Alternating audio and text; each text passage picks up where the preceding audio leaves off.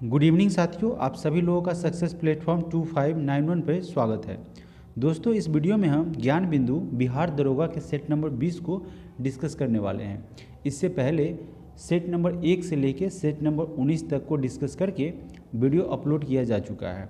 आपको आसानी होगी, आप जाएंगे प्लेलिस्ट में, वहाँ पे सारे वीडियो या जो ज्ञान बिंदु के सेट होंगे उनको एक साथ कंपाइल करके रखा गया है। अगर आप वहाँ से एडिटोरिया के सेट को देना चाहते हैं, यानी कि एडिटोरिया के वॉल्यूम 1 टेस्ट को अगर वहाँ से लगाना चाहते हैं तो आप लगा सकते हैं। प्ले लिस्ट में सारे के सारे यानी कि 15 सेट आपको अवेलेबल मिल जाएंगे। तो चलिए इस सेशन की शुरुआत करते हैं। टेस्ट नंबर 20 की शुरुआत करते हैं पहले प्रश्न के साथ। इसके अलावा मैं एक बात और कहना चाहूँगा कि दोस्तों, उन सभी साथियों से उस सभी अभ्यर्थियों से जो इस एग्जामिनेशन को लेकर सीरियस है, तो दोस्तों आपको कहना ये है कि सेट जब भी आप लगाएं तो कंप्लीट लगाएं, आधा अधूरा नहीं लगाएं। और अगर आप इस चैनल पर पहली बार आए हैं तो चैनल को सब्सक्राइब करें, क्योंकि मैं यहाँ पे जो आपको आंसर प्रोवाइड करता हूँ वह खुद से सॉल्व करने के बाद, ऐसा नहीं कि आंसर की तो मुझे प्रोवाइड रहता ही है, लेकिन फिर मैं क्या करता हूँ उसको एनालाइज करता हूँ। जहाँ मुझे लगता है कि थोड़ा सा बताना चाहिए, कुछ पॉइंट ज़रूरत है, वो मैं वहाँ से अपने हिसाब से इंक्लूड करता हूँ। तो क्या करेंगे, इस मेहनत के लिए अगर मेरा मेहनत आपको सही लग रहा है या सही दिशा में अगर मैं तैयारी करा रहा हूँ या मैं आपका सपोर्ट कर पा रहा हूँ, तो आप मुझे मैसेज करेंगे, यानी कि कमेंट्स करेंगे, ठीक है। और कोई सुझाव हो उसके लिए भी आप हमें कमेंट्स कर सकते हैं। और अधिक से अधिक क्या करेंगे, इस वीडियो को शेयर करेंगे, लाइक बिल्कुल करना नहीं भूलेंगे साथियों, क्योंकि आपके एक लाइक से मुझे क्या होता है, मोटिवेशन मिलता है और मुझे क्या होता है और बेहतर करने की प्रेरणा मिलती है। तो बिल्कुल भी लाइक करना नहीं भूलेंगे और शेयर करेंगे, और पहली बार अगर इस चैनल पर है तो सब्सक्राइब करेंगे। चलिए इस सेशन की शुरुआत करते हैं पहले प्रश्न के साथ। पहला प्रश्न है कि निम्न में से कौन सा रिपोर्ट विश्व आर्थिक मंच यानी कि वर्ल्ड इकोनॉमिक फोरम, ठीक है, WEF वर्ल्ड इकोनॉमिक फोरम, जिसे विश्व आर्थिक मंच के नाम से जाना जाता है, उसके द्वारा जारी नहीं किया जाता है। तो अगर बात की जाए ऑप्शन नंबर डी की, तो यह जो है विश्व विकास रिपोर्ट, ठीक है, इसे वर्ल्ड इकोनॉमिक फोरम जारी नहीं करता है, बल्कि इसे वर्ल्ड बैंक जारी करती है, यानी कि विश्व बैंक, ठीक है, विश्व बैंक जो है इसे जारी करती है। तो यह एकमात्र ऑप्शन नंबर डी जो है उसे WEF जारी नहीं करती है। बाद बाकी वैश्विक प्रतिस्पर्धा रिपोर्ट, वैश्विक सूचना प्रौद्योगिकी रिपोर्ट और वैश्विक जोखिम रिपोर्ट है, इन तीनों को वर्ल्ड इकोनॉमिक फोरम के द्वारा जारी किया जाता है। प्रश्न संख्या 2 की अगर बात करें तो पूछा गया है, देखिए इस 2 नंबर प्रश्न में अगर आपको कुछ भी अगर नहीं समझ में आए तो आपको एक ही पॉइंट से आपको यहाँ से आंसर आप फाइंड कर सकते हैं।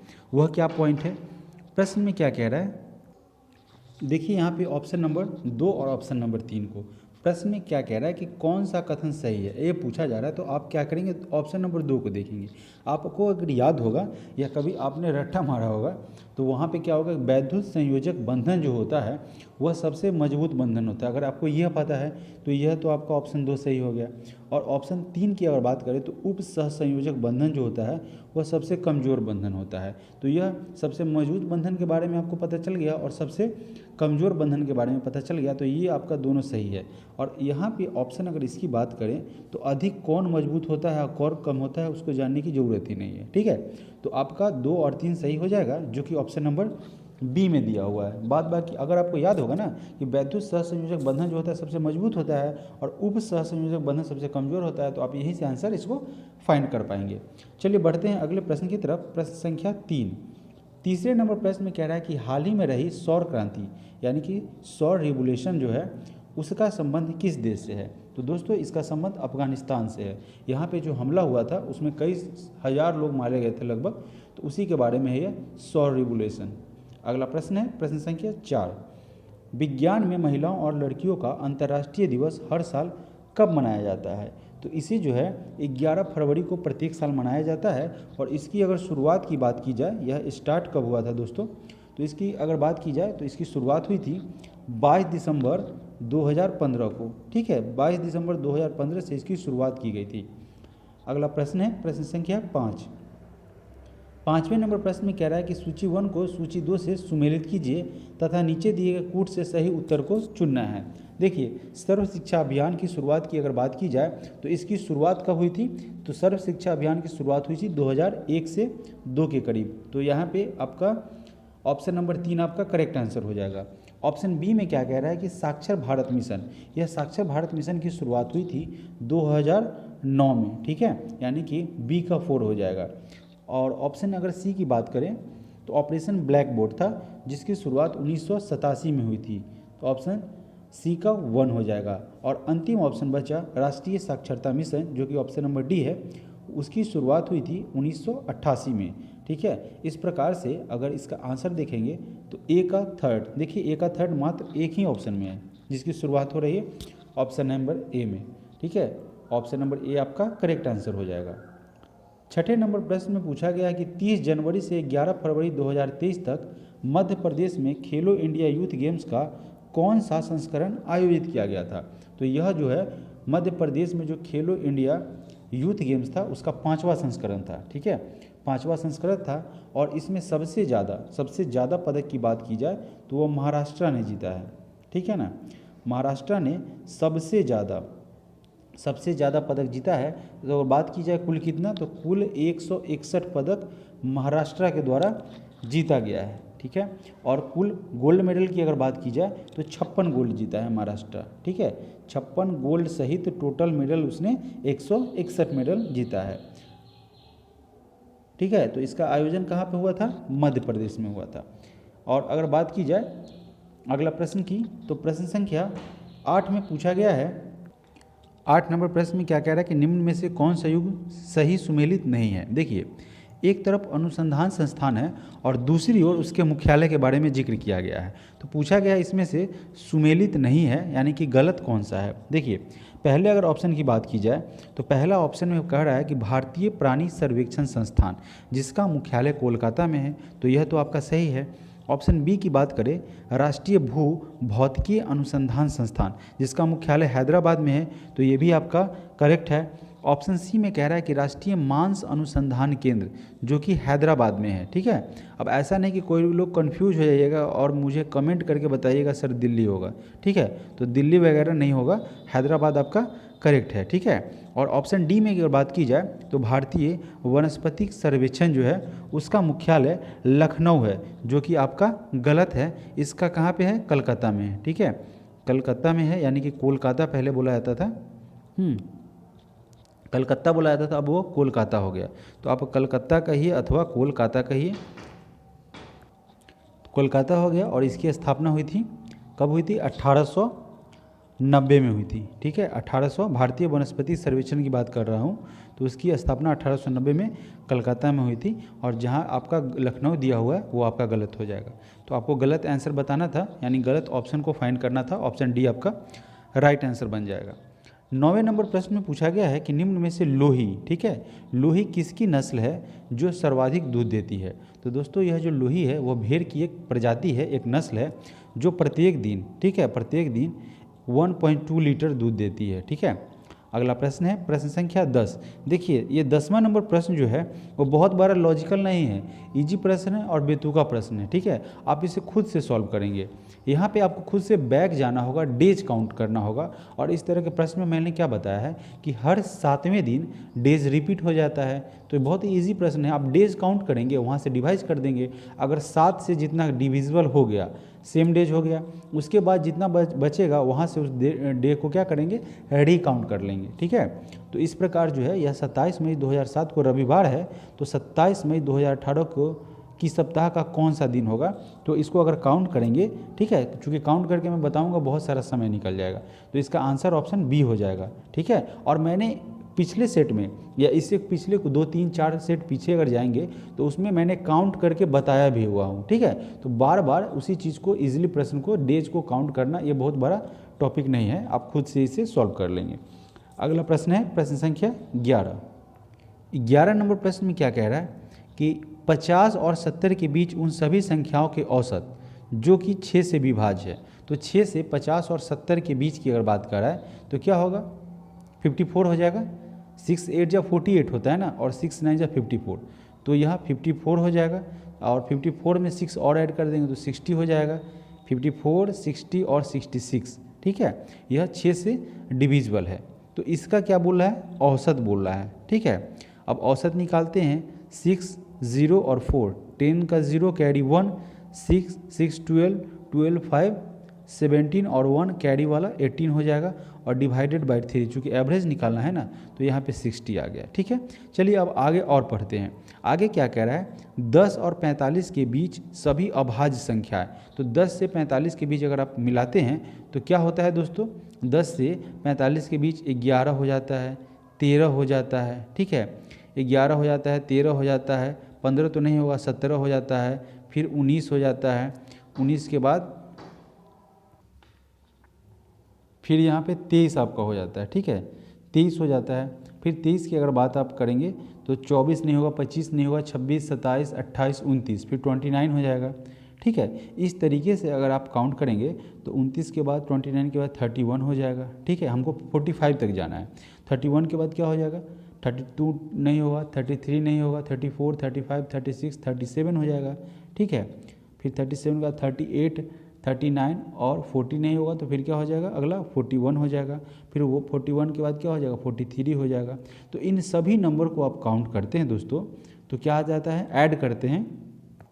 यहाँ पे इन सभी नंबर को अगर आप ऐड करते हैं तो टोटल नंबर सबसे पहले 1, 2, 3, 4, 5, 6, 7, 8, 9 और 10 नंबर हो जाता है। तो इसका भी औसत निकालना है। ठीक है, तो इसे अगर आप ऐड करते हैं दोस्तों तो ऐड करने के बाद 264 आता है। ठीक है, और 264 बाई 10 करेंगे तो 26.4 आएगा। ठीक है, और यहाँ पे आपका एवरेज आया था 60, और 60 में से 26.4 को माइनस करते हैं तो यहाँ पे आपका आंसर आ जाता है 33.6। आप करके देखेंगे, इसका आंसर हो जाएगा ऑप्शन नंबर बी। ठीक है, इसका ऑप्शन हो जाएगा, आंसर हो जाएगा option number B, correct answer.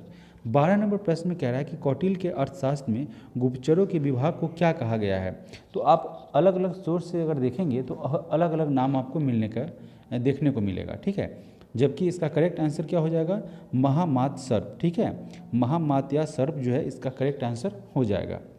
13 number प्रश्न की बात करें तो 13 नंबर प्रश्न में पूछा गया है कि किस संविधान संशोधन के द्वारा, ठीक है, किस संविधान संशोधन के द्वारा पुदुचेरी राज्य को स्वायत्त शासी प्रदेश का दर्जा दिया गया है।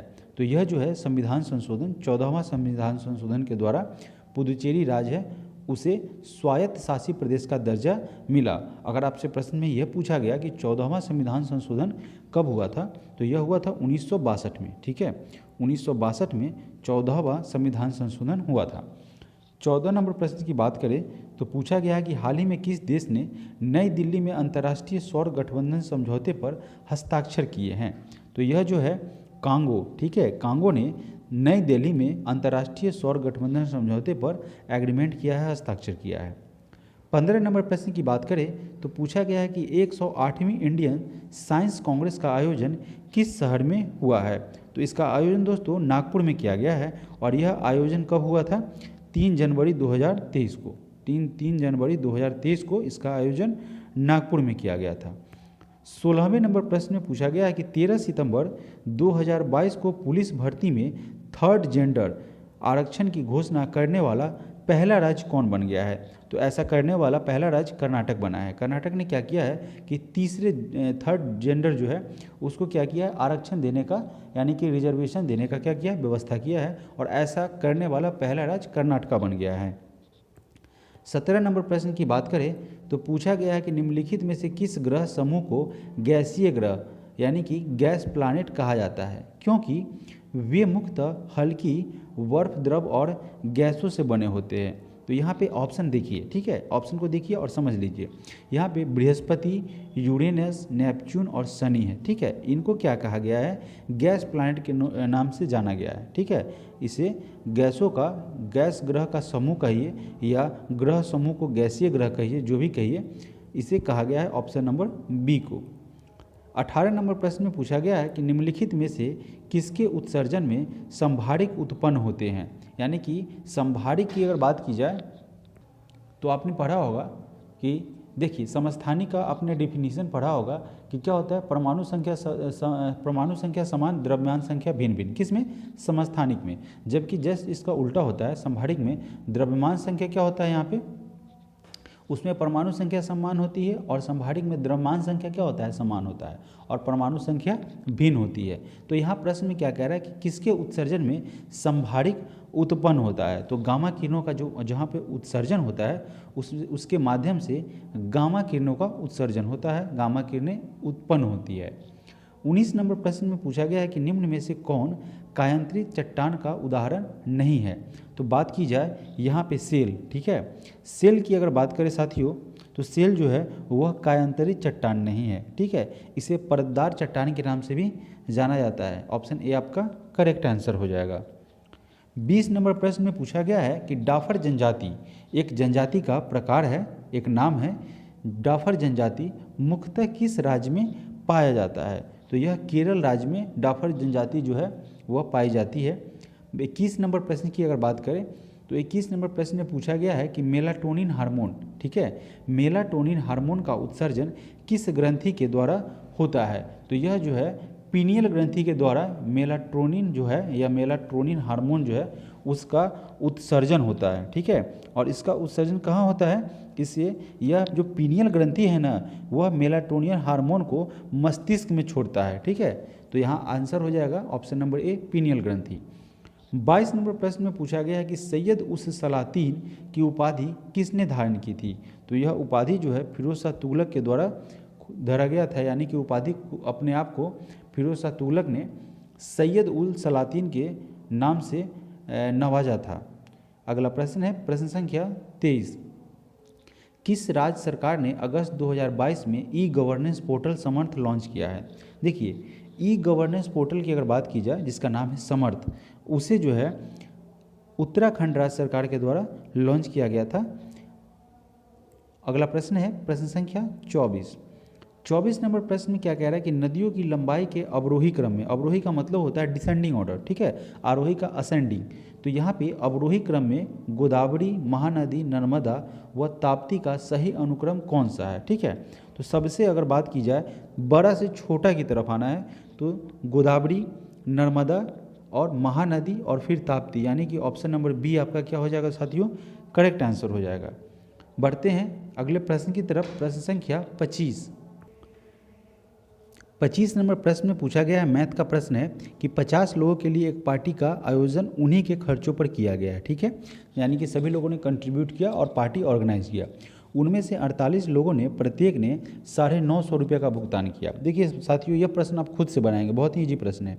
तो 48 लोग जो है प्रत्येक ने क्या किया, प्रत्येक ने 950 रुपया दिया, तो एक राशि यहाँ से आपको फाइंड हो जाएगा, हिंट्स दे देता हूँ। और फिर क्या कह रहा है कि प्रत्येक ने 950 रुपये का भुगतान किया, जबकि अन्य दो ने समूह के औसत व्यय से 1200 अधिक भुगतान किया है, ठीक है। तो खर्च किया गया कुल व्यय कितना था। अब देखिए औसत मान लीजिए, कुछ भी मान सकते हैं यहाँ पे, मान लीजिए, और सब क्या कर रहा है उससे 1200 अधिक दे रहा है, ठीक है। तो इसे आप इसका एक अमाउंट निकल जाएगा, कुछ अमाउंट आएगा ना, और दो लोग जो है औसत 1200 से अधिक दे रहे हैं, तो आपको पूछा गया है कि कुल व्यय कितना था। आप खुद से निकाल के आंसर में कमेंट करेंगे, ठीक है, कमेंट में उसका आंसर करेंगे। तो आंसर में कमेंट नहीं करेंगे, कमेंट में आंसर करेंगे, ठीक है। तो इसका आंसर हो जाएगा ऑप्शन नंबर डी। अगला प्रश्न है प्रश्न संख्या 26। असत्य का चयन करना है। यहाँ पे क्या दिया हुआ है, दो जगत, ठीक है, दो जगत जो है उसका वर्गीकरण, उसका क्लासिफिकेशन कैरोलस लिनियस के द्वारा किया गया था, तो यह आपका सही है।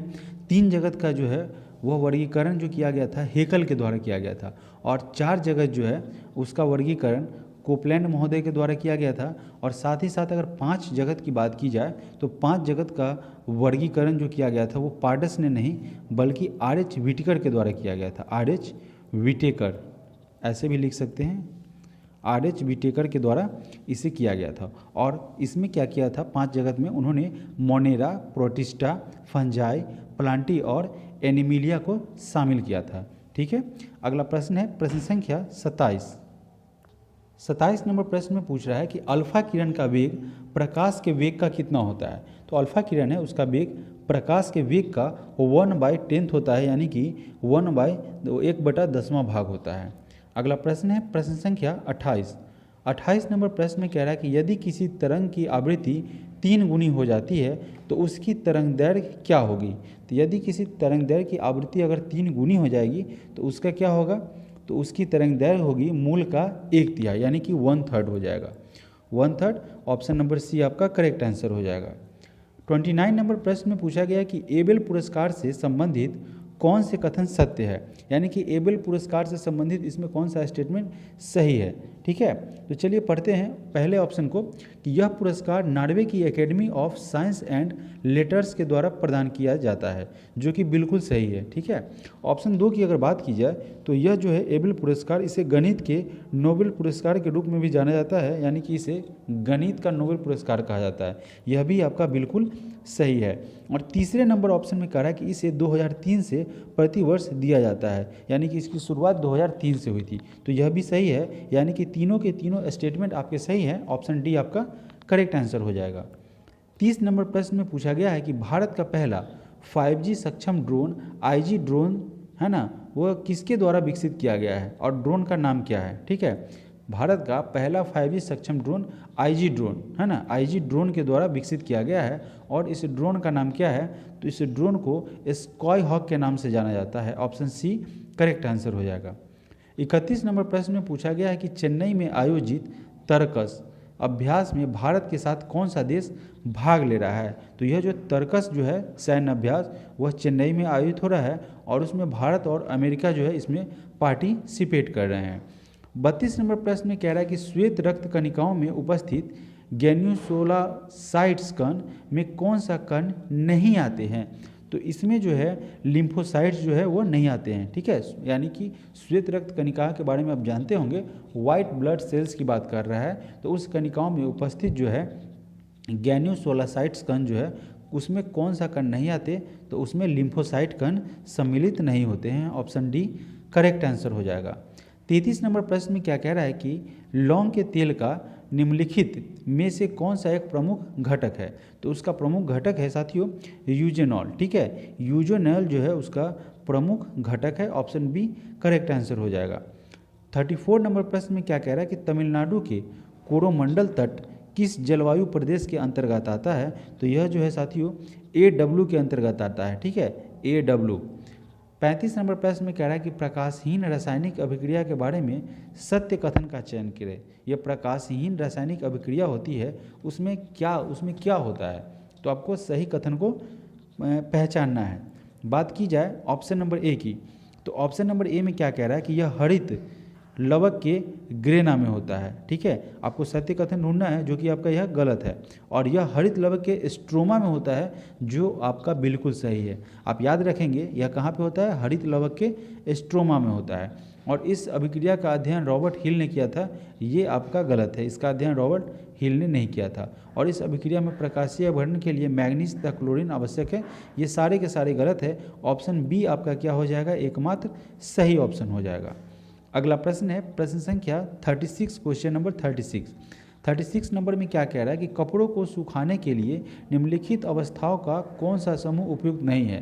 तो देखिए, सुखाने में आर्द्रता की जरूरत नहीं होती, ह्यूमिडिटी होगी तो वह सूखने का नहीं होगा। शुष्क हवा रहेगी तो जल्दी सूख जाएगा, प्रबल वायु रहेगी, तेज हवा, तो वायु से भी सूखता है कपड़ा, यानी कि सूख जाते हैं, और उच्च तापमान में भी कपड़ा सूखता है। आर्द्रता का जरूरी, ह्यूमिडिटी की जरूरी वहाँ पे नहीं होती है। तो यहाँ ऑप्शन आपको क्या हो जाएगा, उपयुक्त नहीं है। ऑप्शन नंबर 2 यानी कि बी आपका करेक्ट आंसर हो जाएगा। 37 नंबर प्रश्न में पूछा गया है कि न्यूनतम साक्षरता के आधार पर राज्यों एवं केंद्र शासित प्रदेशों की रैंकिंग आरोही क्रम में सजाए।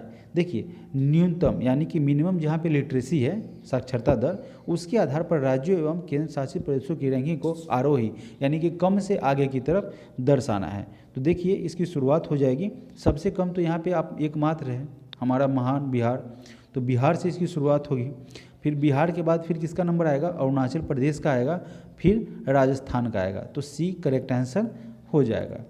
38 नंबर प्रश्न की अगर बात करें तो 38 नंबर प्रश्न में पूछा गया है भारत में G20 अध्यक्षता के तहत पहली पर्यटन कार्य समूह की बैठक कहाँ आयोजित की जा रही है। तो इसका आयोजन किया जा रहा है गुजरात के कच्छ में। ठीक है, कहाँ पे किया जा रहा है, गुजरात के कच्छ में। आप जानते भी होंगे, इसका नाम आपने पहले भी सुना होगा, करेंट अफेयर्स का ये प्रश्न हो रहा है। अगला प्रश्न है प्रश्न संख्या 39। देखिए थोड़ा सा पिक्चर को लेके प्रॉब्लम हो रहा होगा, क्योंकि मेरे पास टेक्निकल बहुत सारे साधन नहीं हैं। आपको कंटेंट से मतलब है, अगर ज़रा सा भी आसानी हो रही है देखने में तो कोई दिक्कत नहीं है, ठीक है। तो बढ़ते हैं प्रश्न संख्या 39 की तरफ। 39 नंबर प्रश्न में क्या कह रहा है कि शैवाल की कोशिका भित्ति यानी कि सेल वॉल वह किसका बना होता है। शैवाल की अगर कोशिका भित्ति की बात की जाए तो वह जो है पॉलीसेकेराइड और ग्लाइकोप्रोटीन का बना होता है, जो कि ऑप्शन 1 और ऑप्शन 2 में दर्शाया गया है। तो इस प्रकार आपका ऑप्शन हो जाएगा, आपका आंसर हो जाएगा ऑप्शन नंबर ए। 40 नंबर प्रश्न में पूछा गया है कि नॉर्थ ईस्ट फेस्टिवल का 9वां संस्करण निम्नलिखित में से किस राज्य में संपन्न हुआ। तो यह जो नॉर्थ ईस्ट फेस्टिवल का 9th एडिशन था, 9वां संस्करण था, वह असम के गुवाहाटी में संपन्न हुआ था। ऑप्शन सी करेक्ट आंसर हो जाएगा। 41 नंबर प्रश्न में पूछा गया है कि सूची 1 तथा सूची 2 को सुमेलित कीजिए, ठीक है, और तथा नीचे दिए गए कूट से सही उत्तर का चयन करना है। अब देखिए काल की एक समय की बात की जा रही है, टाइम पीरियड की, और उस समय उसकी पहचान क्या होती है, यानी कि संस्कृति का लक्षण उस समय क्या हुआ करता था, इसके आधार पर इसे मैच करना है। तो ऑप्शन ए में क्या कह रहा है, निम्न पूरा पाषाण काल, ठीक है। निम्न पूरा पाषाण काल जो है उस समय सल्क, गड़ासा, खंडक और उपकरण संस्कृति हुआ करती थी, यानी कि ऑप्शन ए को 3 से मिलाएंगे, ठीक है। और मध्य पूरा पाषाण काल की अगर बात करें तो उस समय जो है फलक संस्कृति हुआ करती थी। फलक संस्कृति यहाँ पे उस समय वहाँ पे चलन में थी। सी नंबर प्रश्न में अगर पूछे ऑप्शन में तो उच्च पूरा पाषाण काल की अगर बात करते हैं तो वहाँ अस्थि, खुरचनी एवं दक्षिणी संस्कृति उस समय विद्यमान थी। तो यहाँ पे सी का 1 हो जाएगा। और डी नंबर अगर बात करें मध्य पाषाण काल की तो उस समय सूक्ष्म पाषाण संस्कृति वहाँ पे विकसित थी, और नव पाषाण काल में पॉलिश्ड उपकरण संस्कृति विकसित हो चुकी थी। तो इस तरह से अगर कुल मिला के बात करें ऑप्शन की तो यहाँ पे ऑप्शन बी आपका करेक्ट आंसर हो जाएगा। 42 नंबर प्रश्न में क्या पूछा गया है कि जंप बॉल, ठीक है, जंप बॉल शब्द निम्नलिखित में से किससे संबंधित है। तो यह जंप बॉल बास्केटबॉल से संबंधित है, क्योंकि बास्केटबॉल आपने कभी देखा होगा तो वहाँ पे जंप करके गोल किया जाता है, ठीक है। तो यहाँ और अगर आपसे ये भी पूछा जाए कि बास्केटबॉल जो है वह किस देश का नेशनल गेम है, तो यह अमेरिका का राष्ट्रीय खेल है, ठीक है। अमेरिका का राष्ट्रीय खेल है। अगला प्रश्न है प्रश्न संख्या 43 नंबर प्रश्न में कह रहा है कि किस भारतीय अमेरिकी छात्रा को हार्वर्ड लॉ रिव्यू का अध्यक्ष चुना गया है। तो यह अप्सरा अय्यर हैं, जिन्हें क्या किया गया है, भारतीय मूल की अमेरिकी छात्रा है जिन्हें हार्वर्ड लॉ रिव्यू के अध्यक्ष के रूप में नॉमिनेट किया गया है, अपॉइंट किया गया है। 44 नंबर प्रश्न में क्या कह रहा है कि भारतीय संविधान के किस अनुच्छेद के अंतर्गत जिला योजना समिति का गठन होता है या किया जाता है। तो यह जो है आर्टिकल जो है अनुच्छेद 243 ZD जो कि आपका ऑप्शन नंबर ए में दिया गया है, उसके अनुसार अनुच्छेद 243 ZD के अनुसार भारतीय संविधान में क्या किया जाता है, योजना समिति का गठन किया जाता है। अगला प्रश्न है प्रश्न संख्या 45। अगर किसी चालक का धारा आधा कर दिया जाए तो इसका ऊष्मीय प्रभाव क्या हो जाएगा। तो जब क्या किया जाता है, चालक के धारा को आधा कर दिया जाता है तो इसका ऊष्मीय प्रभाव 1/4 हो जाता है, यानी कि 1/4 हो जाता है। अगला प्रश्न है प्रश्न संख्या 46। राज 3077 यानी कि राज 3077 एक प्रजाति है, यानी कि एक किस्म है, एक नस्ल है, किसकी, गेहूं की एक किस्म है, गेहूं की एक प्रजाति है। 47 नंबर प्रश्न में पूछ रहा है कि नव गुएल्फ आंदोलन कहाँ हुआ था। तो यह नव गुएल्फ आंदोलन जो है वह इटली में शुरू हुआ था। इसको लेके भी कई लोगों को कन्फ्यूजन होगा, तो बिल्कुल कन्फ्यूज नहीं होंगे। आंसर चेक करने के बाद आपको हम यहाँ पे सॉल्व करते हैं, डिस्कस करते हैं, ठीक है। तो बिल्कुल नहीं कन्फ्यूज हो जाइएगा। कोई प्रश्न, कोई बुक में सोर्स के माध्यम से आप देखेंगे तो कहीं कहीं जर्मनी का जिक्र किया रहेगा। तो यहाँ आंसर हो जाएगा ऑप्शन नंबर ए आपका करेक्ट आंसर हो जाएगा। 48 नंबर प्रश्न की बात करें तो राज्यसभा के विशेषाधिकार समिति में कितने सदस्य होते हैं। तो कुल मिला के वहाँ पे कितने सदस्य होते हैं, 10 सदस्य होते हैं, और इन्हें जो है वह सभापति के द्वारा मनोनीत किया जाता है। इन सदस्यों को मनोनीत कौन करते हैं, सभापति करते हैं, ठीक है। बढ़ते हैं अगले प्रश्न की तरफ, प्रश्न संख्या 49। बुंदला तथा पालनी जलप्रपात किस राज्य में अवस्थित है? अगर बात करें बुंदला तथा पालनी जलप्रपात की, तो यह जो है आपका हिमाचल प्रदेश में अवस्थित एक जलप्रपात है। ठीक है, बुंदला और पालनी जलप्रपात हिमाचल प्रदेश में अवस्थित है। देखिए, स्थित अवस्थित में भी अंतर होता है। ठीक है, अवस्थित अस्थायी तौर पर बोला जाता है।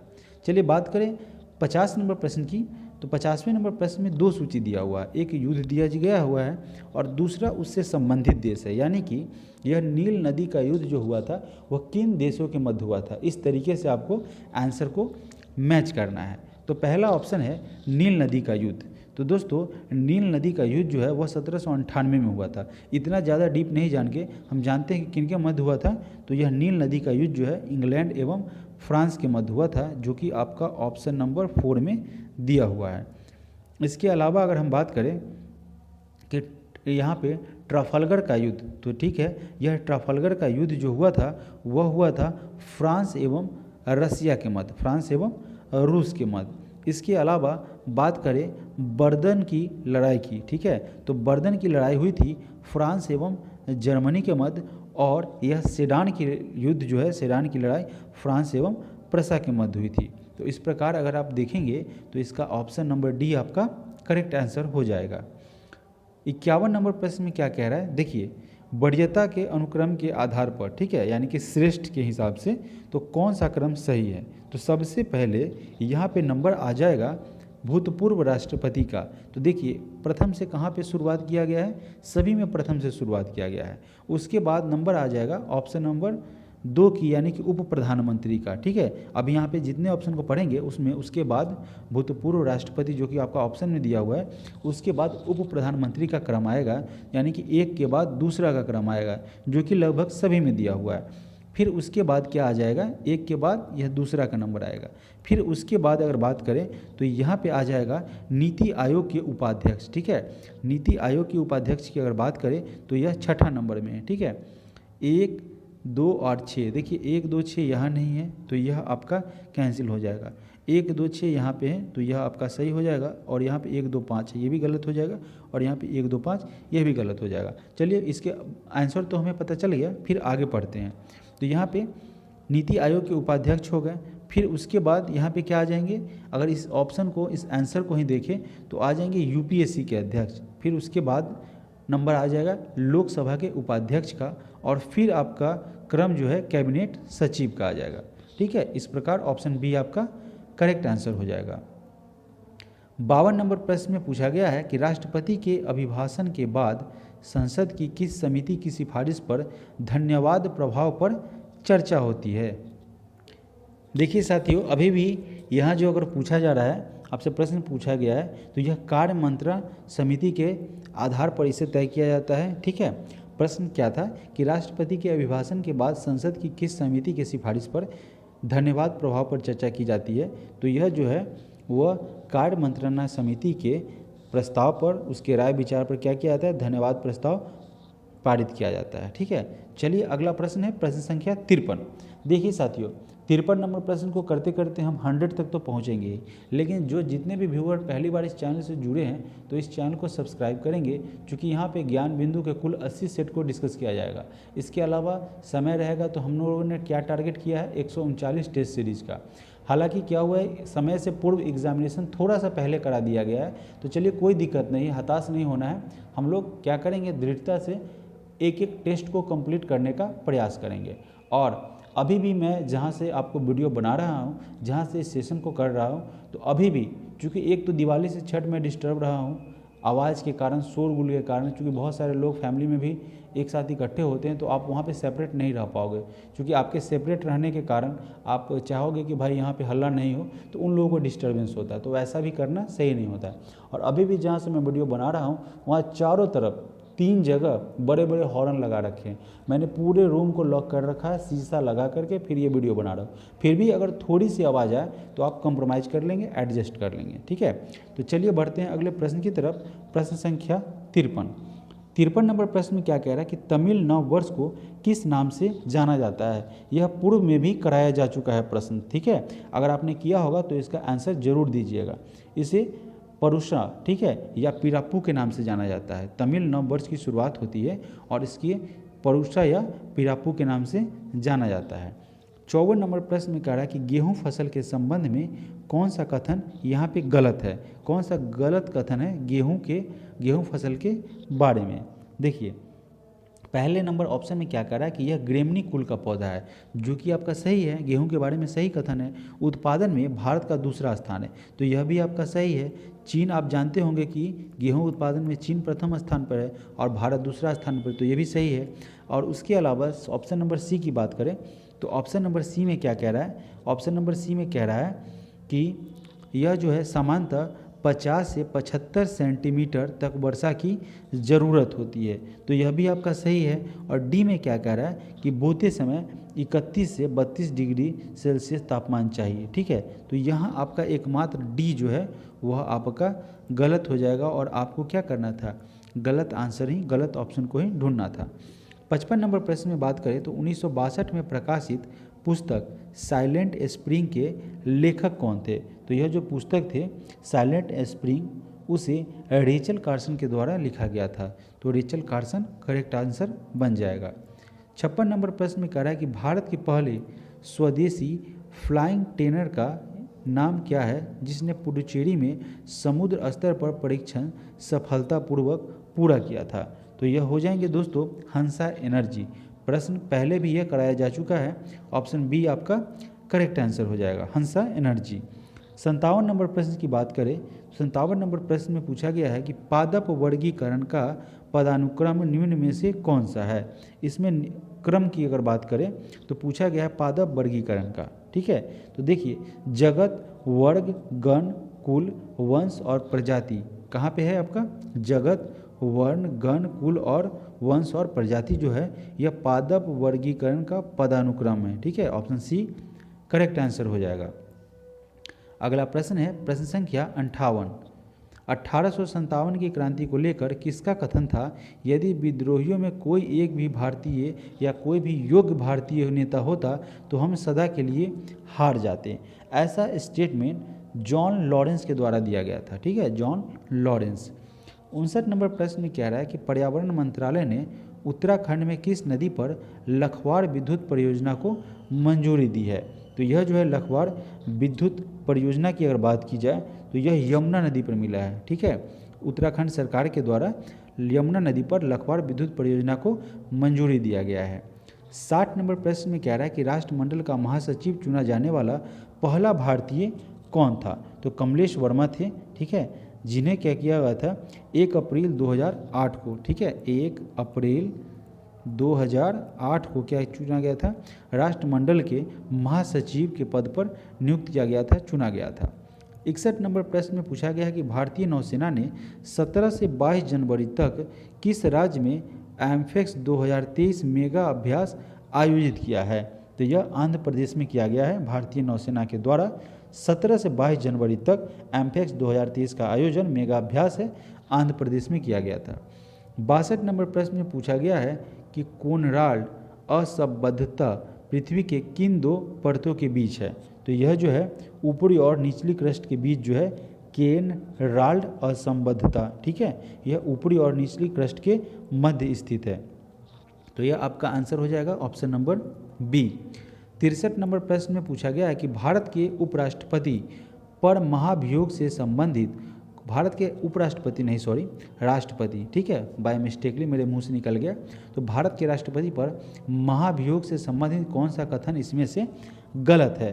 तो देखिए यह क्या है कि यह संसद के केवल उच्च सदन में लाया जा सकता है, जबकि गलत है, किसी भी सदन में ला सकते हैं। ठीक है, ऐसा नहीं है, किसी भी सदन में लाया जा सकता है, किसी भी सदन में। ठीक है, और उसके बाद ऑप्शन बी में कह रहा है कि 14 दिन पूर्व राष्ट्रपति को नोटिस देना पड़ता है, तो यह सही है, लिखित नोटिस उनको 14 दिन पूर्व देना होता है। ऑप्शन सी में की बात करें तो नोटिस सदस्य है ना, नोटिस सदन के केवल सदस्य संख्या के कम से कम 1/4 सदस्यों द्वारा हस्ताक्षरित होना चाहिए, ये भी सही है, और 2/3 बहुमत से यह सदन के कुल सदस्य के 2/3 बहुमत से प्रस्ताव पारित भी होना चाहिए, तो यह सारे के सारे सही हैं। ऑप्शन ए आपका गलत आंसर है। 64 नंबर प्रश्न में क्या कह रहा है, दो सूची दिया हुआ है, एक पठार का और दूसरा उससे संबंधित देश का। आपको क्या करना है, सही सीक्वेंस में आंसर आपको मैच करना है। तो चलिए बात करते हैं पहले ऑप्शन की, अनातोलिया का पठार। तो यह अनातोलिया का पठार है वह तुर्की में स्थित है, और अबिसिनिया का पठार इथियोपिया में स्थित है, और मेसेटा का पठार स्पेन में स्थित है, और साथ ही साथ एशिया माइनर का पठार ईरान में है। दोस्तों यह प्रश्न अगर इंडिविजुअल भी पूछा जाए तो आप इसे याद रखिएगा, यह आपका VVI प्रश्न होगा, ठीक है। ऐसा नहीं कि इग्नोर कर देंगे, वो प्रश्न आ जाएगा तो आप मुझे फिर से याद कर लेंगे, तो उस समय याद आएंगे कि किसी ने बताया था भाई साहब कि इसका आंसर हो जाएगा एशिया माइनर का यह जो पठार है वह ईरान में स्थित है। यह प्रश्न पूछा गया हुआ है, ठीक है। मुझे अनुभव है, मैंने एग्जामिनेशन में इस प्रश्न को किया था तो मुझे याद आ गया। अगला प्रश्न है प्रश्न संख्या 65 नंबर प्रश्न में कह रहा है कि 15वें वित्त आयोग का सचिव किन्हें बनाया गया है। तो 15वें वित्त आयोग का सचिव अरविंद मेहता को बनाया गया है। इससे पिछले वाले टेस्ट सीरीज में मैंने इसका आंसर अरविंद मेहता बताया था, ठीक है। और एक भाई साहब हैं भी यादव करके, उनका एक कमेंट आया था, कोई दिक्कत नहीं, मैं आप पे कमेंट नहीं कर रहा हूँ, मैं बता रहा हूँ कि देखिए आंसर श्योर होइए फिर कमेंट कीजिए। कमेंट करना गुनाह ही नहीं है, आप कमेंट करते हैं तो मुझे अच्छा लगता है, लेकिन बराबर आप कंफ्यूज रहेंगे तो जितने भी व्यूअर हैं सारे के सारे कंफ्यूज हो सकते हैं। ऐसा नहीं कि सारे कंफ्यूज हो जाएंगे, मतलब एक थोड़ा सा डाउट क्रिएट हो जाएगा। तो इसका आंसर अरविंद मेहता हो रहा है। आपको फिर से मैं इसका आंसर कर रहा हूँ, अब भी नहीं ऐसा कहिए कि सर इसका आंसर ए होगा NK सिंह, नहीं, ये नहीं होगा, ऑप्शन सी ही होगा, अरविंद मेहता। बढ़ते हैं अगले प्रश्न की तरफ, प्रश्न संख्या 66। निम्न में दिए गए घटनाओं के कालानुक्रम सजाएं। चौरी चौरा कांड की बात करें तो यह 4 फरवरी को हुआ था, ठीक है, ये आपको याद हो गया होगा, ये भी पिछले टेस्ट सीरीज में था। बरदौली प्रस्ताव की बात की जाए तो यह जून 1928 में हुआ था, ठीक है, जून 1928 में हुआ था। और अगला ऑप्शन देखते हैं, अगले ऑप्शन में क्या कह रहा है। असहयोग आंदोलन की अगर वापसी की बात की जाए तो असहयोग आंदोलन चौरी चौरा कांड के बाद ही लिया गया था वापस। कब लिया गया था, 12 फरवरी 1922 को लिया गया था, ठीक है, 12 फरवरी 1922 को। और खिलाफत आंदोलन की बात की जाए तो यह 1919 में भी हुआ था, और एक और खिलाफत आंदोलन, ठीक है, ऐसा नहीं कि एक ही है, ठीक है। तो इस प्रकार से अगर आप देखेंगे तो इसका आंसर क्या बनेगा, इसका आंसर बन जाएगा option number B. Option number B आपका करेक्ट आंसर हो जाएगा, ठीक है। बढ़ते हैं अगले प्रश्न की तरफ, प्रश्न संख्या 67 नंबर प्रश्न में क्या रहा है, सुमेलित करना है सूची 1 और सूची 2 से। जिब्राल्टर की अगर जनसंधि की बात करें साथियों, तो जिब्राल्टर की जलसंधि किसके मध्य हुई थी, अफ्रीका व यूरोप के मध्य में, यानी कि ए का आपका थर्ड हो जाएगा, ठीक है, ए का आपका ऑप्शन थर्ड हो जाएगा। बात करें मलक्का की जलसंधि, ठीक है, मलक्का की जलसंधि जो है इंडोनेशिया व मलेशिया के मध्य हुई थी, यानी कि ऑप्शन बी का 1 से मैच हो जाएगा और ए का यहाँ पे आपका थर्ड से मैच हो जाएगा। ऑप्शन सी की अगर बात करें, ऑप्शन सी में क्या कह रहा है कि बेरिंग जलसंधि, ठीक है, बेरिंग जलसंधि जो है वह एशिया व उत्तरी अमेरिका के मध्य है, तो यह आपका यहाँ हो जाएगा सी का ऑप्शन नंबर 4। और डी की बात करें तो डी है हरमुज जलसंधि, जो कि फारस की खाड़ी व ओमान की खाड़ी के मध्य में है। तो इस तरीके से आप इसे याद कर लेंगे, ठीक है दोस्तों। यहाँ से वर्ल्ड ज्योग्राफी है, ठीक है, वर्ल्ड ज्योग्राफी से भी एक आध 2 प्रश्न आ जाते हैं, जरूरी नहीं कि 2 ही हैं, एक भी आ सकते हैं, तो आप इसे याद कर लेंगे। इसे अलग नोट्स बना के जरूर लिखिएगा, ठीक है, क्योंकि 1 से 2-3 बार आप पढ़ेंगे, बार बार रिविजन होगा तो आपको आंसर ईजिली याद हो जाएगा, खुद से याद हो जाएगा। और अगर आप इस चैनल से जुड़े हैं, सेट प्रैक्टिस मैं करा रहा हूं, तो बहुत सारे क्वेश्चन एग्जामिनेशन में रिपीट होने वाले हैं और वहां पे आपको मज़ा आने वाला है। तो चलिए बढ़ते हैं अगले प्रश्न की तरफ, प्रश्न संख्या 68 नंबर प्रश्न में पूछा गया है कि मुगलों एवं मेवाड़ के राणा के मध्य चित्तौड़ की संधि चित्तौड़ के किस शासक के शासनकाल में हस्तांतरित हुई थी। अभी आपको दोस्तों इसका आंसर करूंगा, आपको घंटी की आवाज़ सुनाई दे रही होगी, ठीक है, तो वह मेरे यहाँ पूजा हो रहा है। अब इनको कौन रोक सकता है, पूजा को तो नहीं ना रोक सकते हैं, तो पूजा हो रहा है, घंटी आएगी, थोड़ी सी बाधा होगी और आप लोग मैनेज करके फिर मुझे क्या करेंगे, मोटिवेट करेंगे और लाइक करेंगे, ठीक है। तो यह घंटी मैं नहीं रोक पाऊँगा चूँकि पूजा चल रही है, ठीक है। तो चलिए, यह प्रश्न क्या था कि मुगलों एवं मेवाड़ के राणा के मध्य चित्तौड़ की संधि चित्तौड़ के किस शासक के शासनकाल में हस्तांतरित हुई थी। तो यह हस्तांतरित हुआ था अमर सिंह के शासनकाल में, और कब हुआ था, 1615 में, ठीक है, 1615 में हस्तांतरित हुआ था। 69 नंबर प्रश्न में क्या कह रहा है, 69 नंबर प्रश्न में कह रहा है कि सूची 1 को सूची 2 से सुमेलित कीजिए तथा नीचे दिए गए कूट से सही उत्तर को चुनिए। अब देखिए यहाँ पे क्या है, पहला ऑप्शन में ट्रांस हिमालय और बृहद हिमालय के बीच की अगर बात की जा रहा है तो यह कौन सा बाउंड्री है, ITSZ, यानी कि ऑप्शन ए को थर्ड से मैच करेंगे। बी नंबर ऑप्शन को देखते हैं तो वहाँ है बृहद हिमालय और लघु हिमालय के बीच। तो बृहद हिमालय और लघु हिमालय के बीच क्या स्थित है, तो यह स्थित है MCT, जो कि आपका बी का ऑप्शन नंबर 2 हो जाएगा। सी नंबर की अगर बात की जाए तो लघु हिमालय और शिवालिका के बीच जो है वह MBF बाउंड्री है, ठीक है। और ऑप्शन डी की अगर बात की जाए, ऑप्शन नंबर डी, शिवालिका और उत्तरी मैदान के बीच HFF जो है वह बाउंड्री है। इसके बीच जो बाउंड्री है ना उसको HHF के नाम से जानते हैं, ठीक है, उल्टा नहीं समझ लीजिएगा। इस बाउंड्री को HFF के नाम से जाना जाता है। इस तरीके से अगर देखेंगे तो इसका option number C correct answer बनने वाला है। 70 नंबर प्रश्न की अगर बात करें तो कार्टाजेना प्रोटोकॉल का संबंध किससे है, तो यह कार्टाजेना प्रोटोकॉल का संबंध जैव सुरक्षा से है, ठीक है। बढ़ते हैं अगले प्रश्न की तरफ। प्रश्न संख्या 71, भारत का पहला एलिफेंट पुनर्वास केंद्र कहाँ बनाया गया है, तो भारत का पहला एलिफेंट पुनर्वास केंद्र कोट्टूर, केरल में बनाया गया है। 72 नंबर प्रश्न में है, तेलुगु को शास्त्रीय भाषा का दर्जा कब प्राप्त हुआ था, तो तेलुगु को शास्त्रीय भाषा का दर्जा 2008 में प्राप्त हुआ था। अगला प्रश्न है प्रश्न संख्या 73, निम्न कार्बोहाइड्रेट में कौन डाइसेकेराइड नहीं है, इसमें से अगर बात करें ग्लैक्टोज की, ठीक है, तो ग्लैक्टोज जो है वह डाइसेकेराइड नहीं होता है। अगला प्रश्न है प्रश्न संख्या 74, जन्म से पहले बच्चे को माँ के रक्त के माध्यम से कौन सा प्रतिरक्षी प्राप्त होता है। देखिए बहुत ही महत्वपूर्ण प्रश्न है। जन्म से पहले जब बच्चा गर्भ में होता है तो पूछा गया कि बच्चे को माँ के रक्त के माध्यम से कौन सा प्रतिरक्षी प्राप्त होता है, तो वह IgG प्राप्त होता है उन्हें, ठीक है। IgG जो है वह ब्लड के माध्यम से माता के द्वारा प्रदान होता है शिशु को। अगला प्रश्न है प्रश्न संख्या 75, चंपारण सत्याग्रह के समय बिहार का लेफ्टिनेंट गवर्नर कौन था, तो जब चंपारण सत्याग्रह था उस समय बिहार का लेफ्टिनेंट गवर्नर एडवर्ड ऑलवर्ट गेट था। ऑप्शन ए आपका करेक्ट आंसर हो जाएगा। 76 नंबर प्रश्न में क्या कह रहा है कि अम्ल और जल के 3 नमूनों के में उनका 2:1, 3:2, 5:3 है। उन तीनों अम्लों की बराबर मात्रा, ठीक है, में मिलाकर एक मिश्रण बनाया जाता है। तदनुसार उस मिश्रण में अम्ल तथा जल का अनुपात क्या होगा। इस प्रश्न को मैंने सॉल्व किया था। देखिए यहाँ पे प्रश्न क्या कह रहा है, अम्ल और जल के 3 नमूनों के उनका अनुपात, ठीक है। तो पहले एसिड है और फिर वाटर है। तो एसिड में क्या हो जाएगा 2/3, ठीक है, 2/3 इधर स्लाइड करते हैं, ठीक है, 2/3, फिर क्या हो जाएगा 3/5, फिर क्या हो जाएगा 5/8।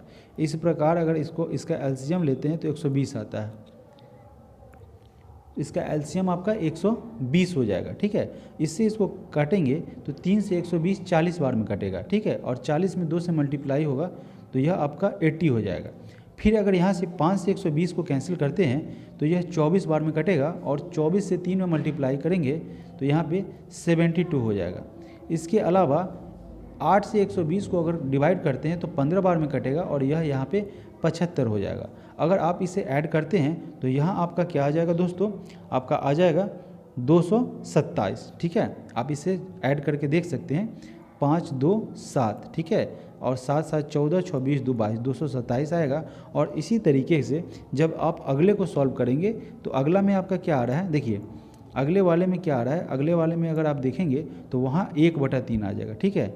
यहाँ पे अगर करेंगे तो 1/3 प्लस यहाँ पे इसको करेंगे तो 2/5, ठीक है, 2/5 और प्लस इसमें 3/8 आएगा, ठीक है। तो यहाँ भी 120 एलसीएम बनेगा। 3 से 120 40 बार में कटेगा, और यह 24 बार में कटेगा, 24 दूनी 48 हो जाएगा, और प्लस ये 8 से ये 15 बार में कटेगा, और 15 तिया 45 हो जाएगा, और 8, 5, 13 का 3 हो जाएगा, कैरी 1, 4, 1, 5, 4, 9, 9, 4 कितना हो जाएगा 13। देखिए कहाँ पे है 227:133 आपका आंसर बन जाएगा। तो यह प्रश्न पहले भी कराया जा चुका है, तो इसका आंसर हो जाएगा ऑप्शन नंबर बी। और 75 का मैंने बताया था एडवर्ड ऑलवर्ट गेट। 77 नंबर प्रश्न में पूछा गया है कि बेंसीटाट ने किस घटना को 1760 की क्रांति का संज्ञा दिया था। तो उन्होंने मीर कासिम को बंगाल का नवाब जो बनाया था उस घटना को 1760 की क्रांति से इसकी तुलना किया था बेंसीटाट ने। तो इस प्रकार इसका आंसर हो जाएगा ऑप्शन नंबर डी। अगला प्रश्न है प्रश्न संख्या 78। 78 नंबर प्रश्न में क्या कह रहा है कि सूची 1 को सूची 2 के साथ सुमेलित करना है। थोड़ा सा पिक्चर क्लैरिटी नहीं है, कोई बात नहीं, कंप्रोमाइज़ करेंगे और आप लोग कंप्रोमाइज़ करते भी हैं, ठीक है। धीरे धीरे क्या होगा कि कुछ प्रिंटर आपको स्कैनर आप परचेज करना पड़ेगा, मतलब आपको नहीं मुझे, और उसके बाद जो है यह क्लैरिटी बेहतर हो पाएगी, ठीक है। लेकिन तभी आप अभी के लिए आप लोग एडजस्ट करेंगे। अगला प्रश्न है प्रश्न संख्या 78 में क्या कह रहा है, 2 सूची दिया हुआ है, उस दोनों सूची को एक दूसरे से मिलाना है। बात करें अगर इक्ता की, ठीक है, तो इक्ता जो है वह दिल्ली के सुल्तान के द्वारा चलाया गया था, तो इक्ता प्रथा, तो ए का ऑप्शन 2 हो जाएगा। जागीर की अगर बात करें तो यह जागीर मुगल काल में थी, तो यह आपका बी का 3 हो जाएगा। अमरम की अगर बात की जाए तो यह विजयनगर साम्राज्य में था, और मोकासा की बात करें तो यह मराठा सरदार में था। इस प्रकार अगर ऑप्शन को अगर देखें तो इसका आंसर हो जाएगा option number B, correct answer हो जाएगा। 79 नंबर प्रश्न में क्या कहा गया है, सूची 1 को सूची 2 से सुमेलित करना है। आपने एक चीज़ नोटिस किया होगा कि मैं थोड़ा जल्दी कर रहा हूँ, इसलिए जल्दी कर रहा हूँ कि आप सोच रहे हैं कि भाई जाहिर सी बात है एग्जामिनेशन सर पे है और इतनी जल्दी सारे कंटेंट को मुझे चेक करके तब आपके साथ अपलोड करना होता है। अगर आंसर की के तहत मुझे करना रहो तो मैं आराम से करूँगा, धीरे धीरे आंसर देख के, लेकिन चूंकि आंसर की भी है और साथ साथ एनालाइज करके मुझे जल्दी से जल्दी 139 टेस्ट को कवर करना है। कम से कम ज्ञान बिंदु के 80 टेस्ट को तो मुझे डिस्कस कर ही देना है, जो कि आपका परीक्षा के लिहाज से बहुत महत्वपूर्ण सेट होने वाला है, ठीक है। तो इसलिए थोड़ा सा जल्दी में हूँ, लेकिन कोई चीज़ छोड़ के भाग नहीं रहा हूँ, सबको साथ लेके चल रहा हूँ, ठीक है। तो चलिए यहाँ पे 2 सूची दिया हुआ है, एक दूसरे से मिलाना है। अगर बात करें विशाख दत्त की, तो विशाख दत्त जो है उनका संबंध नाटक से है, ठीक है। मुद्रा राक्षस जो है उन्हीं के द्वारा लिखा गया है। वराह मिहिर की बात करें, ठीक है, वराह मिहिर की अगर बात करें तो वराह मिहिर क्या थे, वराह मिहिर जो है वह खगोल विज्ञान से इनका संबंध था, ठीक है। और ज़रूरी नहीं है वह खगोल विज्ञान के अलावा और कई भी चीज़ों में माहिर थे, कई तरह के विद्वान थे वो। और चरक की बात की जाए तो चरक जो था, आप चरक संहिता जानते होंगे, वह चिकित्सा से संबंधित है, ठीक है। और ब्रह्मगुप्त की अगर बात करें तो ब्रह्मगुप्त की जो है उनका संबंध, ब्रह्मगुप्त का संबंध गणित से है, यानी कि ऑप्शन 4 आपका करेक्ट आंसर हो जाएगा। इस प्रकार इसका आंसर क्या आ जाएगा, ऑप्शन नंबर सी। अगला प्रश्न है प्रश्न संख्या 80। 80 नंबर प्रश्न में क्या कह रहा है कि प्रधानमंत्रियों को उनके कार्यकाल के साथ सुमेलित कीजिए, यानी कि देवगौड़ा का कार्यकाल कब था, तो देवगौड़ा का कार्यकाल था, देवगौड़ा के कार्यकाल की बात की जाए तो उनका कार्यकाल था 1990 से 91 तक, ठीक है, 1990 से 91 तक। उसके अलावा चंद्रशेखर की बात की जाए तो चंद्रशेखर का कार्यकाल था 1999 से 97 तक, ठीक है। चंद्रशेखर का काल था 1996 से 97 तक, सॉरी, यहाँ ऑप्शन डी के साथ 2 को मैच करेंगे, हड़बड़ाएंगे नहीं, थोड़ा सा मिसमाइंड हो गया था, ठीक है। अटल बिहारी वाजपेयी का जो है, अटल बिहारी वाजपेयी का कार्यकाल था 1996 से 97 तक। देखेंगे इनका कार्यकाल क्या था, अटल बिहारी वाजपेयी का कार्यकाल था, देखिए यहाँ पे लिखते हैं, यहाँ पे मुझे भी थोड़ा दिक्कत हो रहा है। अटल बिहारी वाजपेयी का कार्यकाल था 1999 से 2000 तक, ठीक है। और अगर बात करें इंद्र कुमार गुजराल की तो उनका कार्यकाल था 1997 से 98 तक, ठीक है। यहाँ पे अगर इस ईस्वी को इधर दे देता है, ठीक है, ए ऑप्शन इधर दे देता और 1 2 3 रोमन वाला इधर दे देता तो ज़्यादा सहूलियत होती, फिर भी कोई दिक्कत नहीं है। विश्वनाथ प्रताप सिंह की अगर बात की जाए तो वह जो थे 1989 से 90 तक जो थे वह क्या थे, प्रधानमंत्री का उनका कार्यकाल हुआ करता था। तो इस प्रकार से आप इसे पॉज कर देंगे वीडियो को और नोट कर लेंगे, तो इसका आंसर हो जाएगा ऑप्शन नंबर डी।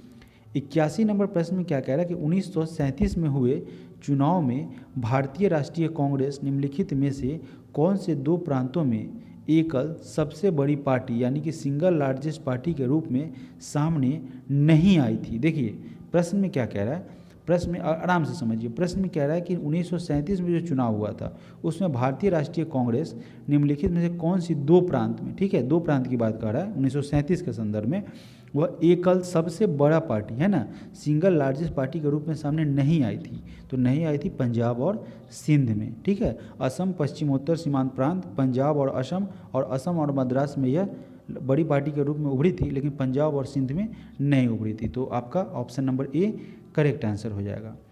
82 नंबर प्रश्न में कह रहा है कि मिश्रित संदर्भ अवधि के आधार पर मासिक प्रति व्यक्ति उपभोग व्यय के संदर्भ में गरीबी का परिकलन की सिफारिश किसके द्वारा की गई थी? तो यह तेंदुलकर समिति की सिफारिश पर इसे मिश्रित संदर्भ अवधि का जो है उसमें मासिक प्रति व्यक्ति जो है उपभोग व्यय को संदर्भित किया गया था और यह तेंदुलकर समिति की सिफारिश पर इसे लाया गया था।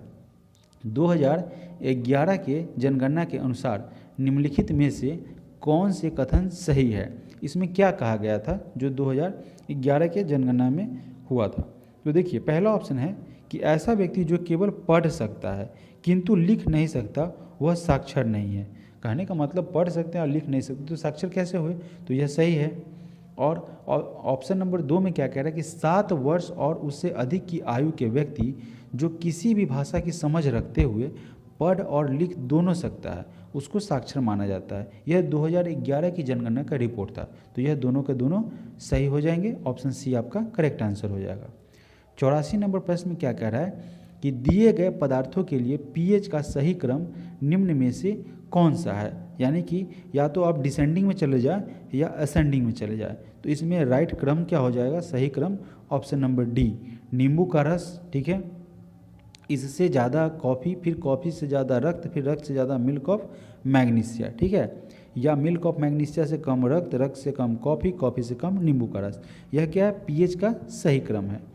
अगला प्रश्न है प्रश्न संख्या 85 नंबर में क्या कह रहा है कि किसी मृदा के प्रकार की निम्नलिखित विशेषताओं पर विचार कीजिए। तो यह मृदाएं बालू, गाद और मृत्तिका के भिन्न भिन्न अनुपातों से बनी हैं, ऐसा यह कह रहा है, ठीक है। क्या कह रहा है? इसमें से विचार करना है। तो भाई इसमें से क्या विचार करें? मृदा का प्रकार का चयन करना है। तो देखिए इससे आपको यह बताना है कि यह किस प्रकार की मिट्टी है। तो वह मिट्टी जिसके बारे में यहाँ पे कह रहा है कि यह मृदाएं बालू, गाद और मृत्तिका के भिन्न भिन्न अनुपातों से बनी है।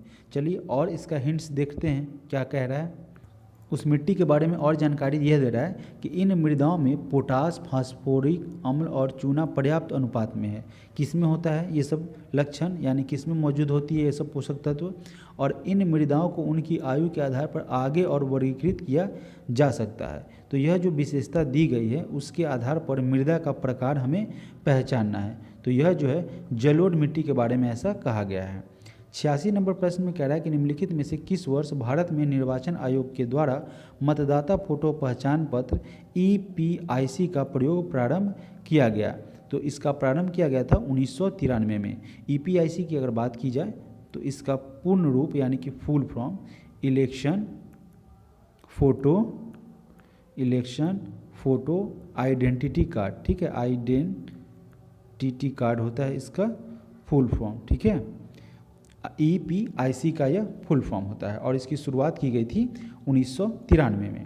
87 नंबर प्रश्न में पूछा गया है कि भारत की निम्नलिखित में से किस उच्च भूमि पर आपको 16 नामक शीतोष्ण वन मिल सकते हैं? तो यह 16 नामक जो शीतोष्ण वन है वह साथियों ऑप्शन यहाँ पे अगर बात की जाए कितने तटीय और स्थलबद्ध राज्यों में, तो तटीय की अगर बात की जाए तो दो तटीय है ना राज्यों में और 6 स्थलबद्ध राज्यों में यह कर्क रेखा से गुजरती है। तो इसका आंसर हो जाएगा ऑप्शन नंबर बी। 89 नंबर प्रश्न में पूछा गया है कि इनमें से भारत के किस मुख्य न्यायाधीश ने सामाजिक न्यायपीठ नाम से विशेष न्यायपीठ का गठन करने का आदेश दिया था? तो ऐसा आदेश दिया गया था न्यायमूर्ति HL दत्त के द्वारा, ठीक है। न्यायमूर्ति HL दत्त जो है उस मुख्य न्यायाधीश ने सामाजिक न्यायपीठ नाम से विशेष न्यायपीठ का गठन करने का आदेश दिया था। 90 नंबर प्रश्न में पूछा गया है कि निम्नलिखित में से किस देश के क्रिकेट टीम का नाम सेब्रॉन्स है। देखिए, यह पूछा गया है कि सेब्रॉन्स एक क्या है, टीम का नाम है, और वह किस देश का है। तो वह दोस्तों जिम्बाब्वे की टीम है, ठीक है, उसका नाम है क्रिकेट टीम का सेब्रॉन्स। 91 नंबर प्रश्न में कह रहा है कि इनमें से किस राजनीतिक नेता ने राजनीति के रूप में भारतीय राष्ट्रीय कांग्रेस को भंग करने और लोक सेवक संघ के द्वारा इसके प्रतिस्थापन का सुझाव दिया था। तो यह सुझाव महात्मा गांधी के द्वारा दिया था, है ना, MK गांधी के द्वारा दिया गया था, मोहनदास करमचंद गांधी। अगला प्रश्न है प्रश्न संख्या 92। सर्वेंट्स ऑफ इंडिया सोसाइटी के किस सदस्य ने 1914 में इलाहाबाद में सेवा समिति की स्थापना की थी। तो यह स्थापना जो है हृदयनाथ कुंजरू के द्वारा किया गया था। सर्वेंट्स ऑफ इंडिया सोसाइटी की स्थापना 1914 में इलाहाबाद में, ठीक है। इसका आंसर हो जाएगा ऑप्शन नंबर बी। 93 नंबर प्रश्न में पूछा गया है कि उस लड़ाई का नाम बताइए जिसमें त्रावणकोर के राजा ने 1741 ईस्वी में डच को परास्त किया था। तो यह जो थे कालाचेल की लड़ाई में, ठीक है, कालाचेल की लड़ाई हुई थी 1741 में, उसमें त्रावणकोर के राजा ने 1741 में डच को क्या किया था, परास्त किया था, हराया था। तो कोलाचेल की लड़ाई करेक्ट आंसर हो जाएगा ऑप्शन नंबर बी। 94 नंबर प्रश्न में क्या कह रहा है कि राय गज केसरी और दाय गज केसरी की उपाधियाँ निम्नलिखित में से किस राजवंश से संबंधित थी। तो यह उपाधि जो है वह राय गज केसरी और दाय गज केसरी उपाधियाँ जो है वह काकतीय राजवंश से इसका संबंध था। ऑप्शन ए आपका करेक्ट आंसर हो जाएगा। 95 नंबर प्रश्न में कह रहा है कि निम्नलिखित में से कौन सा मुख्यतः ददनी प्रथा से संबंध था। ददनी प्रथा की बात की जाए तो वस्त्र उत्पादन जो है वह ददनी प्रथा से संबंध है। ऑप्शन ए करेक्ट आंसर हो जाएगा। 96 नंबर प्रश्न में कह रहा है कि ग्रीष्म काल में शिमला में अपनी परिषद को आधिकारिक रूप से स्थानांतरित करने वाला सबसे पहला व्यवसाय इनमें से व्यवसायी, है ना, व्यवसाय सॉरी इतना बड़ा मिस्टेक। ग्रीष्म काल में शिमला में अपनी परिषद को आधिकारिक रूप से स्थानांतरित करने वाला सबसे पहला वायसराय, ठीक है, वायसराय की बात कर रहा है, ठीक है। वायसराय की बात की जाए तो सबसे पहला वायसराय कौन था, वह थे जॉन लॉरेंस। ऑप्शन ए आपका करेक्ट आंसर हो जाएगा। 97 नंबर प्रश्न में क्या कह रहा है कि प्रारंभिक मध्यकालीन भारत में मणिग्रामम और नानदेशी थे।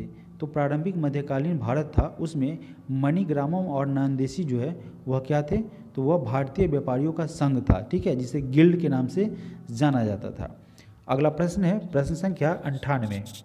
98 नंबर प्रश्न में कह रहा है कि निम्नलिखित में से किस नदी के तट पर प्राचीन महिष्मती स्थित है। प्राचीन महिष्मती की बात की जाए तो यह नर्मदा नदी के तट पर स्थित है। 99 नंबर प्रश्न में कह रहा है कि निम्नलिखित में से किस राज्य संघ या राज्य क्षेत्र में सांगो झील स्थित है। सांगो झील की बात की जाए तो यह सिक्किम में स्थित है, ठीक है, सिक्किम करेक्ट आंसर हो जाएगा।